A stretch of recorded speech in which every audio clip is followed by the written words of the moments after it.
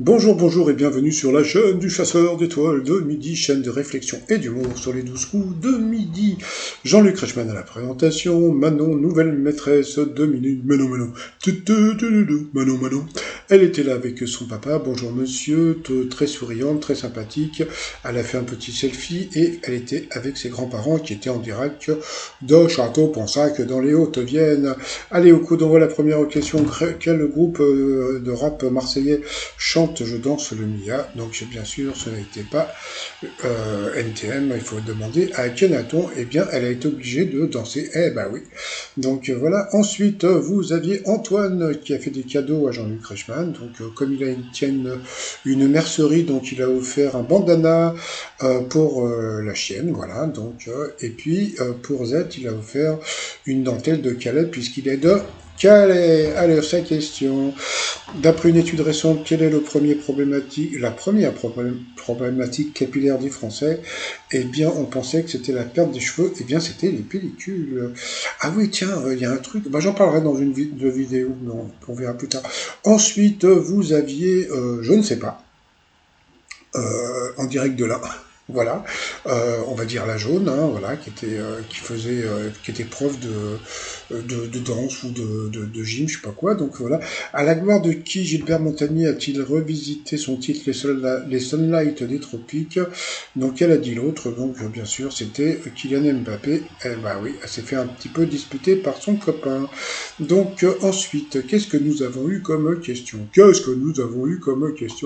Alors, vous aviez Soisic, voilà, qui venait de Bretagne, hein, vu son prénom.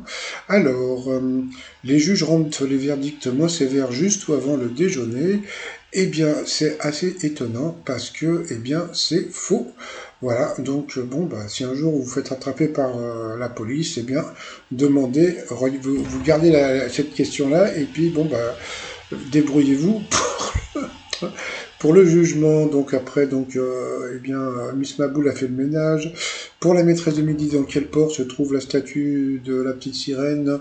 Et elle n'a pas dit Rotterdam, bah c'est ce que a dit son papa, et bien pourtant c'était pas ça, c'était à Copenhagen. Donc voilà, ensuite en hiver, que fait-on lorsqu'on pratique le winter cooking? Eh bien on retourne vers ses ex, bon bah pourquoi pas. Donc sur cette question, eh bien il est passé au rouge. Qui dit rouge dit duel, il a pris Soisic en duel, qui est tombé sur une question tordue, hein, comme d'habitude, qui portait un nom signifiant littéralement qui brille sur l'Est. Elle est partie sur le Dalai Lama, et en fin de compte, eh bien, c'était Mao Tse-tung. Donc voilà, elle a été éliminée. Et comme on peut voir, Antoine, voilà, oh, je suis désolé, etc. Non, c'est pas vrai, t'es pas désolé, t'es content. Alors ensuite, eh bien, Antoine Manon, ah, c'était Chloé la jaune. Voilà, se sont retrouvés pour le coup par coup. Alors, quel terme désigne une coupe de jean? La mauvaise réponse était le jockstrap, qui est un genre de culotte que portent les joueurs de foot américains. Ensuite, quelle ville française comprend Mont dans son nom? La mauvaise réponse, c'était une ville qui jouxte l'île, qui était Mons-en-Barreuil, mais MONS. Ensuite, quel personnage pour enfants porte un nom qui comporte la répétition du même son? Eh bah oui, eh bien la mauvaise réponse, c'est Chloé qui l'a donnée. C'était la copine de Peppa Pink. Donc sur cette question, elle est passée au rouge. Qui dit rouge dit duel. Elle a pris la maîtresse de midi en duel. Bon, je dis toujours, il faut jamais prendre les maîtresses ou les maîtres de midi en duel. Mais bon, là, ça dépendait parce qu'on savait pas comment la production comptait faire avec elle. Est-ce qu'elle veut la garder ou pas? Donc c'est vrai elle est jolie, elle est jeune, elle est fraîche, mais dans le terme par rapport à la jeunesse, hein, pas par rapport au physique. Donc voilà, donc la question était assez simple, hein. Quel ingrédient entre dans la préparation du guacamole? Donc et bien sûr, c'était l'avocado. Donc et bien ensuite, eh bien Manon et Antoine se sont retrouvés pour le coup fatal, et puis entre-temps, ils ont envoyé la pub, chose assez rigolote, c'est que Jean-Luc Reichmann n'a pas arrêté de dire c'est c'est ma dernière annonce pour appeler pour toucher donc la moitié de la somme qu'a gagné donc Nicolas. Donc c'était rigolo parce qu'il n'arrêtait pas de dire oui non mais là c'est ma dernière annonce, après c'est fini, je ne fais pas d'annonce. Et puis après 5 minutes après, c'est ma dernière annonce. Quel animateur celui-ci, quel animateur. Bon allez, je vous dis à tout de suite après la pub. Et retour de pub, et puis question pour le coup fatal. Alors qui va être avantagé ou pas? Donc, on va voir. C'est parti, mon kiki. Première question pour elle. En 1987, dans quel film Patrick Swayze incarne-t-il un professeur de danse dans Dirty Dancing? Pour lui, en 34, qui a acheté la propriété appelée la Boisserie à Colombey-les-Deux-Églises? Le nom, tu connais pas, mais Colombey, à part De Gaulle, on connaît personne, mais il a quand même donné. Il était étonné d'avoir donné une bonne réponse. Donc voilà, on l'a trouvé sympa quand même. Donc après, on a pu voir qu'il avait un petit cœur porte-bonheur. Bon, j'en reparlerai plus tard. Dans le public, une personne était éclatée de rire. C'est reparti pour les questions. Selon l'expression, lorsqu'on refuse de prendre parti avec quel animal ménage-t-on le chou? C'était la chèvre. Elle ne le connaissait pas l'expression. Toujours pour elle. Quel titre de film de Martin Scorsese signifie également qu'un courrier est timbré? Elle n'a pas trouvé. C'était Les Affranchis. Quel phénomène météorologique les Anglais appellent-ils rainbow? Donc là, elle a pu trouver que c'était l'arc-en-ciel. Pour lui, dans quelle rue parisienne Serge Gainsbourg habitait-il au 5 bis? Donc c'était rue de Verneuil. Dans le 5e, je sais plus, dans le 6e. Ensuite, comment appelle-t-on la vaisselle miniature utilisée comme jouet? Il n'a pas trouvé, c'était la dinette. Bon, alors sur le coup, tu te dis, mais alors qui a les questions faciles et difficiles? En fait, compte, c'est elle qui avait les questions faciles, sauf qu'elle ne, elle avait 18 ans, hein, donc bon. Après, toujours pour lui, dans l'Iliade, qui est Xanthos qui annonce à Achille sa mort prochaine, il ne savait pas, moi non plus. Toujours pour lui, par quel prénom appelait-on souvent John Fitzgerald Kennedy? Il a dit JFK, donc c'était Jack. Toujours pour lui, dans quelle sorte de whisky est-il question dans la Java de Broadway? Donc de Broadway, pardon, c'était le Bourbon. Il ne l'a pas trouvé. Dans quelle ville l'Assemblée nationale et le Sénat se réunissent-ils en congrès? Il a dit Paris, c'était à Versailles.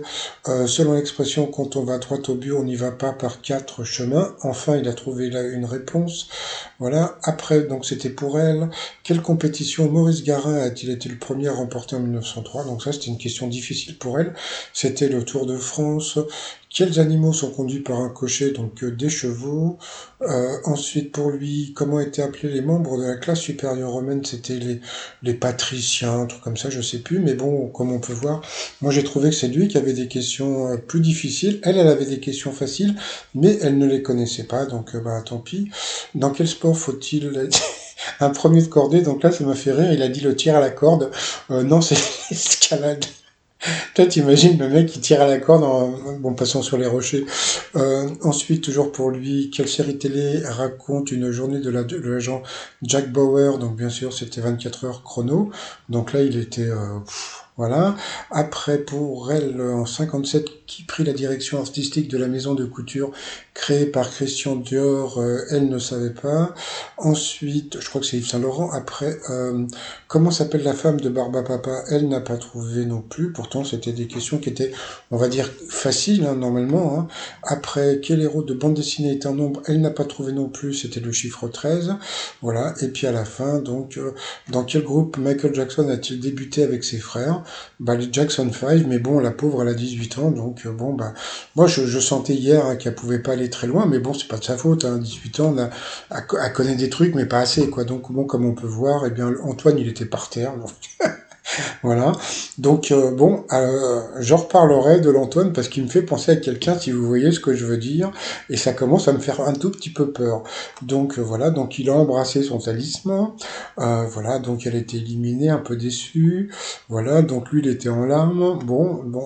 Alors on va dire qu'il a droit à une fois, mais après c'est fini. Hein. On pleure pas plusieurs fois. Il va pas nous faire un Stéphane bis. Hein. Donc par contre après il a été très fair-play. Il a été la remercier et quoi, l'a salué et il l'a pris dans ses bras, donc j'ai trouvé ça très classieux.